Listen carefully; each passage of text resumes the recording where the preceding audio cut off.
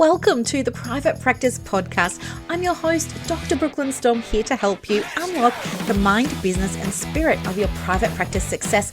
So whether you're just starting out or you're looking to grow, this is the place for you if you really want to create a thriving private practice. Before we dive in, I want to share something that can really make a difference in your business. Imagine having an expert in your pocket, someone available on demand whenever you need guidance. Well, that's exactly what my new program, Practice Momentum, offers. With over 30 years of experience at your fingertips, you can now get the support you need whenever you need it. Curious? Head over to brooklynstorm.com to learn more. And now let's get into today's episode. Welcome back. Oh, my goodness me. It has been a whirlwind of joy over here. I don't even know where to start. Everything's just been so good. Okay. First things first. We're just diving right in, all right? First things first. Came back from leave. I was still on leave on Monday, but I knew that I'd received 2 website wellness checks. So I can't remember if I did them Monday or Tuesday. What's today? Wednesday? No, I did them on Monday. Anyway, when people order them, I ask them, if you can hear noise, sorry, it's because I'm talking. So Buddy's decided he wants to make some noise. And they fill out a little form. It's only got a couple of questions, 2 or 3 questions, like what's your website, what's your email, and I think there's 1 or 2 about, what do you want from the audit, like what's the challenge or what's the goal kind of thing. And anyway, both of the ladies, they had said to me that you've already done one and someone back to see, if you're happy with the changes, like what do you think? Am I on the right track sort of thing? So I was like so pleased because they're totally my types of people because they're implementing stuff, right? Which that's every business coach's dream, to work with people who implement stuff. So of course I was going to look at their websites. Anyhow, the one that I want to talk to you about today, when I did hers, I saw that there was so much potential in it, but I could also see that there was a lot of hiding, a lot of shrinking, a lot of fear, it was like very watered down messages and cliches throughout the website and things like that. And you know how I feel about it. But I'm not like a total, either. I totally understand how this happens. It happens because we doubt ourselves, we question ourselves, it's imposter syndrome, all the things. But anyway, basically I was talking to her and I gave her some tips around how she could write better copy. Anyway, it was going to be a huge job because she had one of those very general sort of websites where she was, over here she's talking about one condition, over there she's talking about another. It had like a bunch of conditions, a bunch of approaches, all this. So it was just really confusing. And you could also tell that, she'd been working on it, but a lot of the things just weren't matching up, Anyway, I gave her some feedback and some tips on how to write the copy differently. And so, she requested another review and she wanted to know, is the copy sounding better? And anyway, I just opened it up, didn't expect anything, never do. And I was just like, okay, let's get started. And do you know what? I was nearly bawling my eyes out. I scrolled down and right there she had, actually I'll tell you the beginning.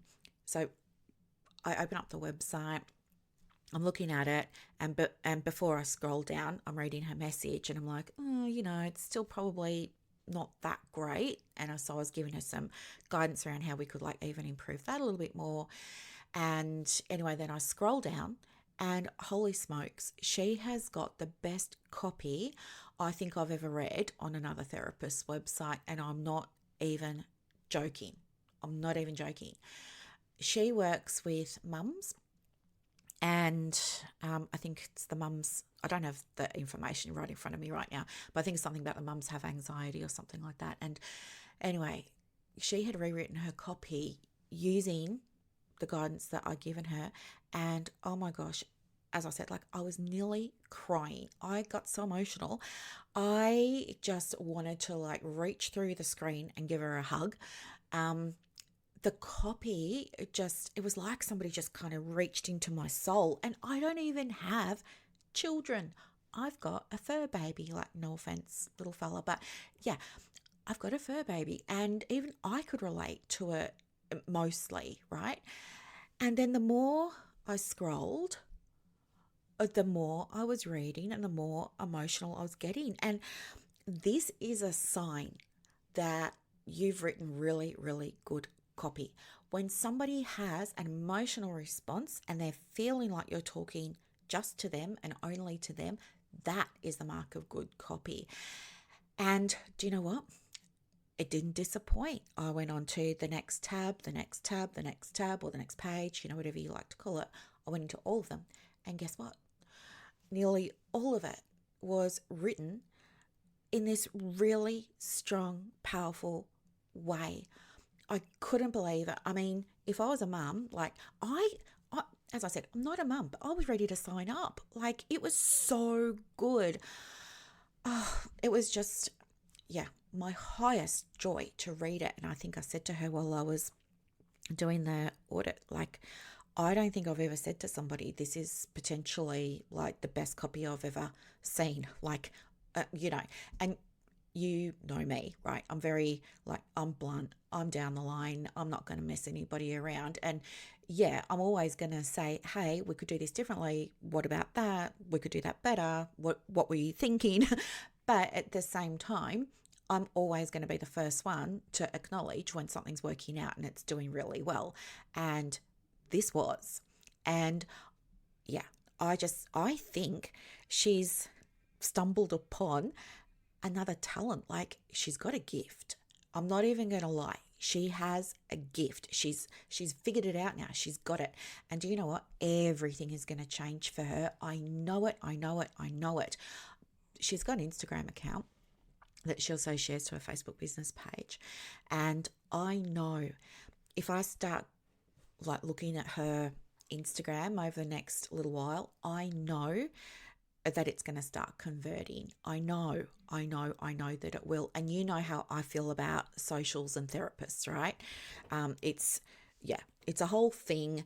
I say, don't do it unless you know what you're doing. Otherwise, it's a big time suck. You've got to write your caption, research your hashtag, do the SEO, find the trendy music.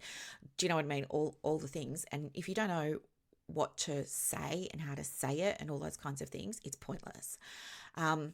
But I'm sure that when people start reading her stuff, because it connects, I know she's going to start getting engagement. Well, not engagement. I'm going to say she's going to start to get more people over to her website to see what she does. She's going to get more downloads of her freebie. She's going to get more inquiries about how to, get started working with her. I know it. And I will ask her permission, because I haven't. Like, this is just something that I was losing sleep over this last night, because I'm blown away by the quality and the standard of the copy that she's been able to write. I am blown away.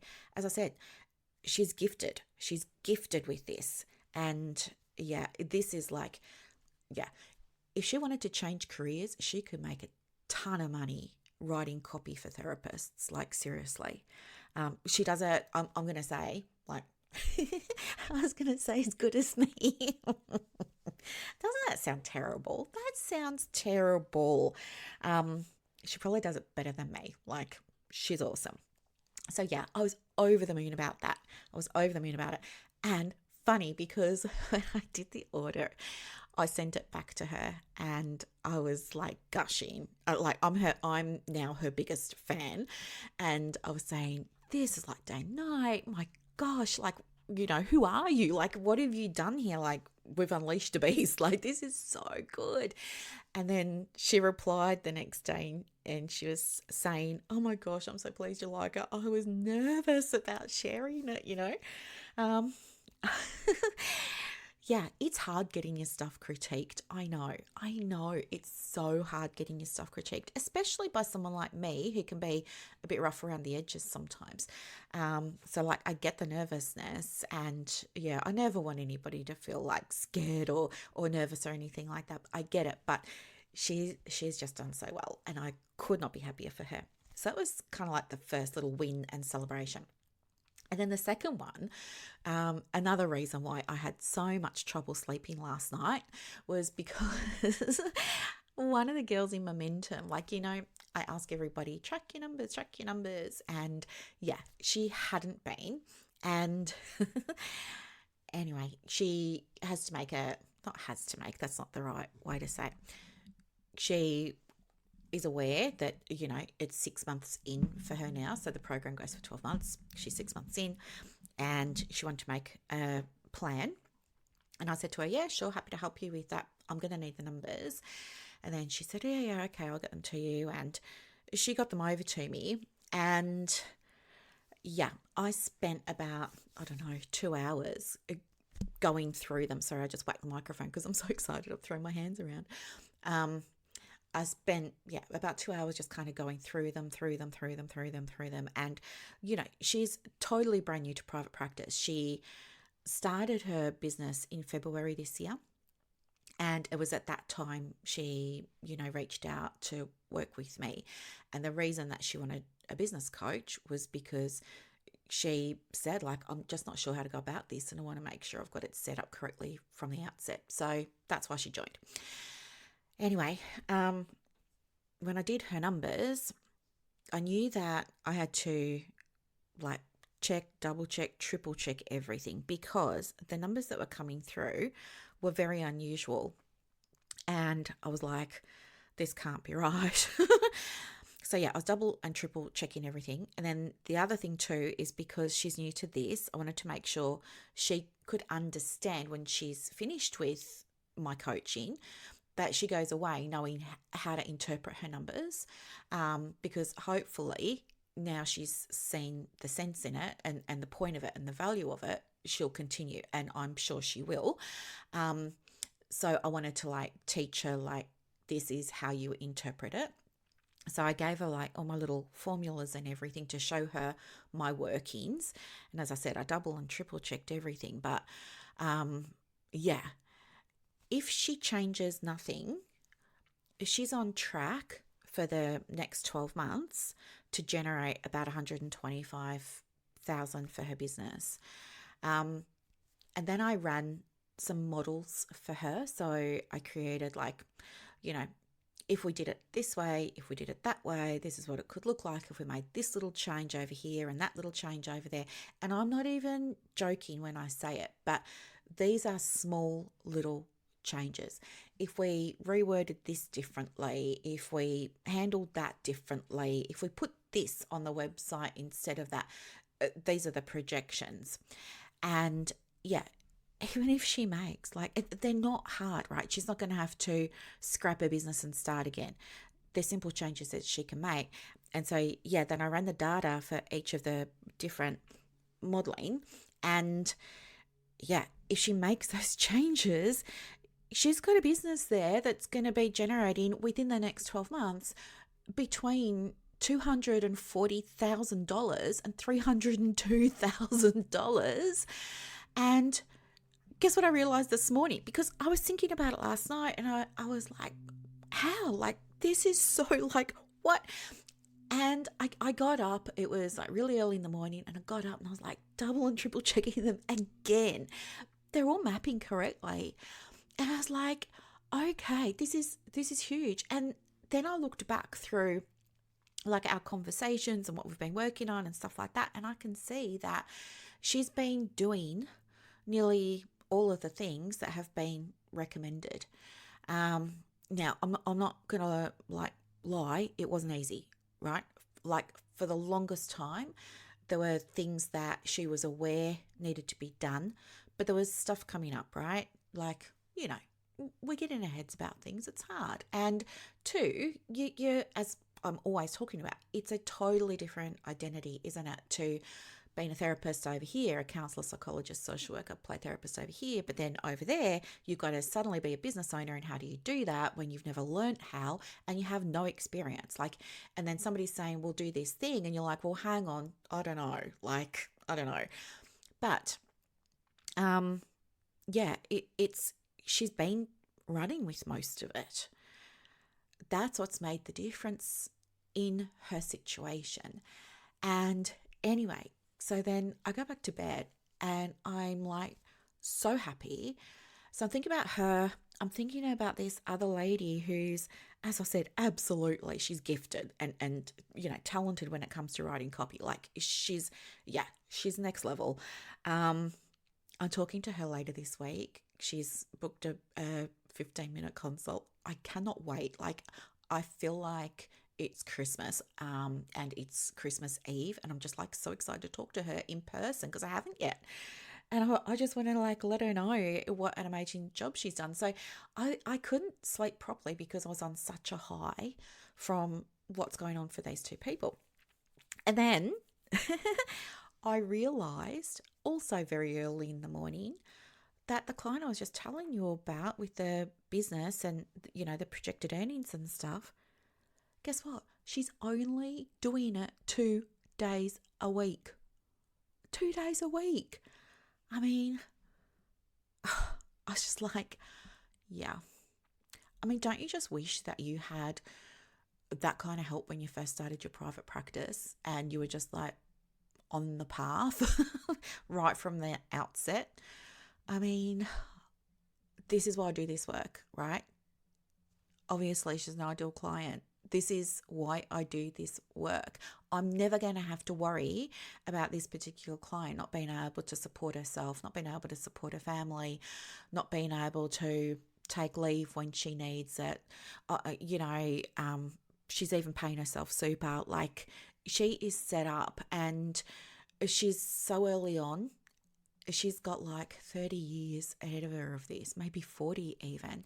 And it feels so good. Like, I just have so much peace of mind knowing like, yeah, she's got everything that she needs at this point in time to just continue and do it in a way without burning out. I know. Yeah. Okay. So something else that has come up, it was mentioned on a call that I did yesterday, but not only that, it was mentioned in a group call that I did, and then it's something I've been struggling with myself, as you know. And yesterday when I was talking to somebody about it, it just kind of like dawned on me that I haven't mentioned it here. And maybe when I did say it to this person, it could have sounded a little bit rough. I'm not sure, or a little bit kind of blunt. I don't know. But it's the truth. And hopefully it was received in the spirit that it was given, which was, not fluffing around or anything. We only had a short time, and I just wanted to make sure that she understood perhaps what was going on. And yeah, as I said, it's not only her, but it was talking with her yesterday, I saw the reality of it. Often when people, share things with me, it's usually in an email, or it's in Messenger on Facebook. But seeing somebody and having the conversation yesterday, a completely different energy, a completely different vibe. And I thought, I have to say something because she's not the only one, and I don't want to feel like maybe she is. So here's the thing, and I've been giving it a big build up. It's nothing that requires a big build up. But she was kind of sharing with me, I forget the actual word in the question. It was something about like, how do I plan my day better so that, the effort that I'm putting in is equaling the revenue, the money that I'm getting back. Those weren't her exact words, but that was like the gist of it. As I've said to you before, I don't remember things word for word. I remember things by the feeling that was evoked at the time. And when I was listening to her say that, I absolutely knew in an instant what she was talking about. She went on to give an example. And, I think she was talking about, she'll get up to go and do something. And maybe it's like, I think she said something like, oh, pick up a coffee cup and then I wipe the table and then I see a plant might need watering. So then I'll go and water the plant. And then I see that, this thing needs doing. So I'll do that. And it's just like, do you know what I'm saying? Like domino effect. And you just keep doing all these things. And then you realize that you're not doing work. So she's asking like, how do I get this sorted? Like, how do I plan my day so that this doesn't happen as much? Any ideas, any guidance? And I just without even thinking, like I was just not even editing. It's just like, like, I don't know, sometimes the words just come out before I think about it. And I just said to her, well, it's happening because you don't know what to do. Like, you don't know, yeah, basically what to do. And straight when I said it, I was like, I wanted to be so reassuring. And I said to her, it's normal. Like, it happens to so many of us. I know it happens to me because, this domino effect of getting caught up with all these other things, it happens to me too. Like, I have, I used to have so many different scraps of paper on my desk, right? All with very urgent, important things scribbled down on them that I never even used to reread. I since have started, like, I think I mentioned before, I got like a pack of 12 notebooks off Temu, and I've got like a different notebook for different things, and I keep them all in a little stack on my desk. And then as I want to write something down, I just find the correct notebook and I'm starting to use that, right? It's my new system, but I've still got 12 notebooks. If you had a look at my desktop computer, you're going to see there's a gazillion tabs. I know this happens for so many of you as well. Those kind of are what she's talking about. But I think, even a more clear way of saying it is, how you like go on to check an email, or you go on and you're going to like do a post to promote your business or something like that, but then you end up getting sidetracked and you end up we say we go down rabbit holes, or we say we end up chasing bright shiny objects and things like that, but we're getting sidetracked. And I think the sidetrack happens, if I'm honest, because you don't know what you're actually meant to be doing. That's why. If you know what you needed to do, you'd be doing it. I think the getting sidetracked is a manifestation of, just not having that awareness of what are the steps here. And I started to think about it more. And I realized too that we go and we get our qualifications and we get excited about the business and everything, but we don't have that business experience. We're just expecting we're going to know how to do it. And it's weird because why does that even happen? I mean, you wouldn't get behind the wheel of a car and drive it just expecting you would know how to do it. You would never, jump off the end of the local pier thinking you could swim if you'd never swum before or you'd never learned or had a lesson. Yet here we are mucking around with our livelihoods without any training. We don't, it's like, let's say you go and, I don't know, I used to work at Pancake Parlour, right? So I'm just going to use this as an example, but I was studying at university. I was working at Pancake Parlour around that. And, I remembered I had to apply for it. And, there was back then it was the newspaper. I know. I saw the ad in the newspaper and then I had to ring them up. They asked me some questions. I went in, there was a job description. They asked me questions, all of this. I ended up getting the job, and then there was like training, you've got to shadow somebody for a little while. So it was like part of the orientation and induction, all of that. And then I was like doing the job, and there was a team leader.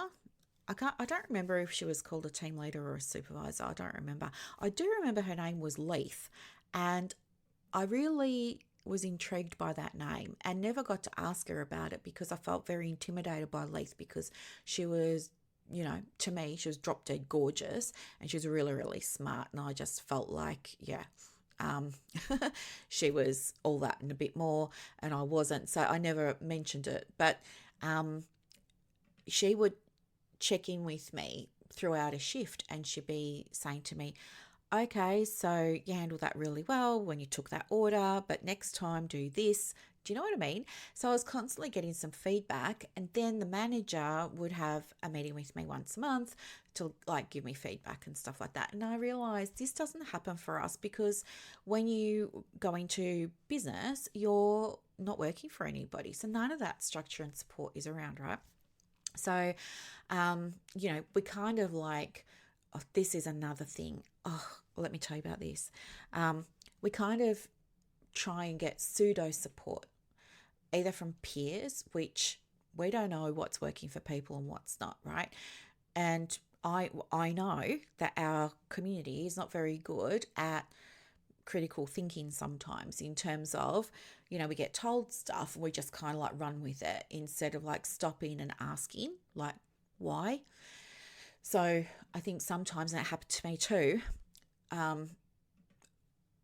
we ask for help from peers, they give us the help and we implement it because we just somehow feel so crappy about ourselves. We assume everybody else must know what they're doing and we try and do the stuff. And, sometimes you find out later on that that person is struggling in their business, but they're trying to be nice to you and help you.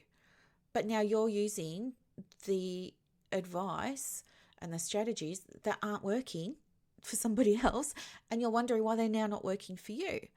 Do you see what I mean? So we do that, or we go and ask a supervisor. And this is like really becoming problematic. I'm just hearing so much more about it.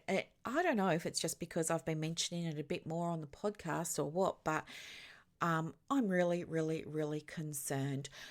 This week alone, I think I've spoken to about 3 people that are seriously undercharging. One counsellor has a master's degree in counselling. She's in Queensland. She's got a master's degree. She's charging $45 for a session. I was mortified. I said to her, how did you come up with that? And she said, I was just so nervous because I'm just new to counselling. And, I discussed it with my supervisor and my supervisor said this was a really good fee. And I was like fuming. I mean, seriously, if it would be possible for steam to come out of my ears, it really was. I was fuming. I'm so glad that I had the wherewithal to refrain from asking for the details of the supervisor because I would have like been so close to like typing out an email or even getting on the phone and saying, how dare you? Like, you're a woman. She's a woman. What on earth are you doing? Like, setting her up for financial failure, doom and gloom. Like, who are you? Like, this is not okay. It's costing her, $40 to deliver the session. Would you work for $5 and then have to pay like your super out of it? You wouldn't. So why on earth would you sleep well at night knowing your advice to somebody to start their private practice was to charge $40 friggin' dollars? But then here's the thing that really, it really gets me. When I'm talking to, whoever it is, because this person's not the only one, and I say, well, hang on, no, we need to get this sorted out. She's a counsellor. For, counsellors, the average session rate is $150 to $160. So you're charging $45, like, that's going to be a problem, and it's affecting how people are perceiving the quality of the service that you're providing. And, we need to do something about this fee. But it's in their head now that they should only charge this fee. They're not good enough to charge the regular fee. If their supervisor's recommending it, and they have regular supervision, right? This is the only time they've ever spoken to me. So it's like, who am I?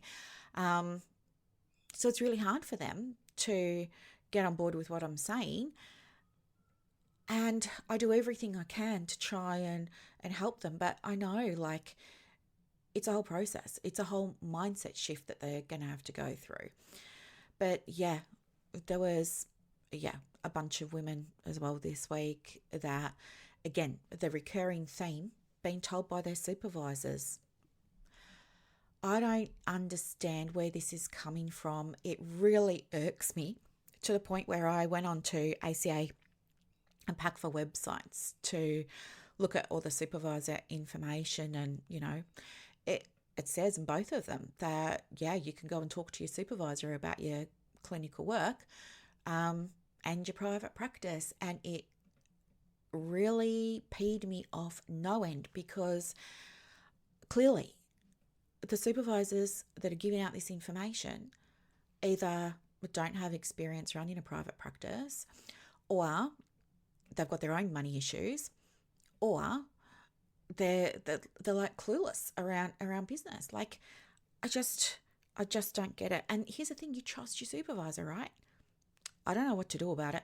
I really feel like this advice is not coming from qualified or experienced people, and what's happening is that some of these clients, not all of them, but some of these clients that I'm talking to you about who've got that bad advice, they've been like, oh, I need to find other ways to make money. I'm like, no, you don't. You just have to raise your fee. But they're not ready to. They don't want to, accept that, they were given like not fantastic advice. I get it. Fine. So they go off and they do the, I don't know, Rise Up supervision course or something like that. And they become supervisors. And this worries me, because then I'm thinking, what advice are they now going to give their supervisees about fees? Like, I think that just like we have scope of practice for counsellors and psychologists and social workers and play therapists, I think we need to start applying scope of practice and competencies around private practice guidance and business guidance to supervisors to stop this from happening, because it's really, really, really damaging.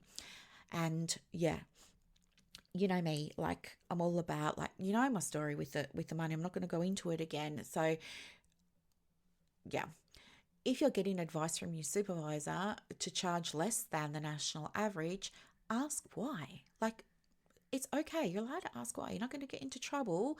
They will still like you. You will still have the relationship, but, use some critical thinking here. Find out, like, oh, that's really interesting. I understand that most counsellors are charging minimum 150 to 160, but you're telling me to charge 45. I'm just like curious, like, can you talk me through your thought process here so I can understand? Like, approach it like that. But I mean, you should never be working for less than minimum wage. No. Is it any wonder, like, so many of us have to deal with the BS of imposter syndrome and stuff like that when we've got supervisors misinforming us and misadvising us about how to run our businesses? Anyway, I'm getting off topic and going on a tangent. Totally not like me. Yet totally like me.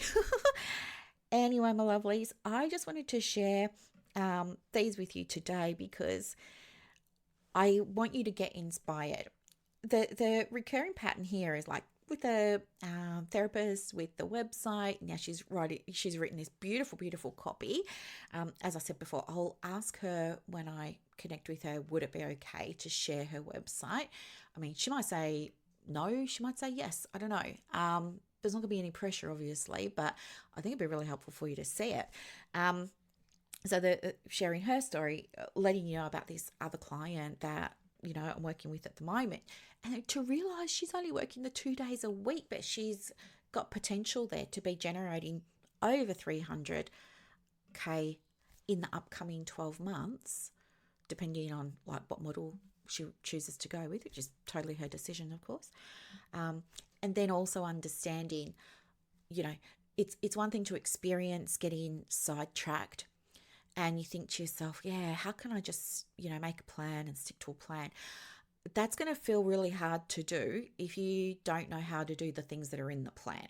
So I don't know, like if you had a 90-day plan, 30-day plan, 1 week plan, 1 day plan, you could write out the things that you need to do. But if you don't know how to do those things, you're going to avoid it. You're going to go down sidetrack land again. I think just learn the things. And that's what happens when we work together in Momentum. You learn the things. And as you've heard today, like we've just got another example here of what's possible when you know what to do. Okay. So anyway, if you do want help with your practice, of course, just reach out, let me know. We can have a quick chat, no problem. But that's it for today. And I'm so excited to talk to you on Wednesday because I've got something else to share with you as well. But anyway, I have to go now. But have a beautiful, beautiful day, and I'll talk to you soon. Bye. And that's a wrap for this episode of the Private Practice Podcast. So as you reflect on today's insights, imagine creating real success in your private practice without going down rabbit holes or exhausting yourself with business activities that don't move the needle. With Practice Momentum, you have push of a button help available on demand. It's like having an expert in your pocket ready to guide you whenever you need it. Visit brooklynstorm.com to discover how Practice Momentum can transform your approach to building a thriving practice. I'm Dr. Brooklyn Storm, and I'll see you next time as we continue exploring the mind, business, and spirit of private practice success.